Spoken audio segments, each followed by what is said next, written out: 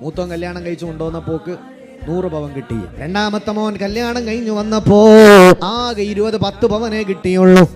അതിന്റെ പേരിൽ പിന്നെ കണ്ണ് കണ്ടൂടോളെ, എപ്പോഴും അവളെ കുറ്റം. മറ്റോൾ എന്ത് ചെയ്താലും കുഴപ്പമില്ല, ഇപ്പുറത്തെന്തും മഞ്ഞക്കണ്ണടയാണ്. ഒരു മരുവളാണ്, ഓളെ കഴുത്തിലാകെ 10 പവനേ ഉള്ളൂ.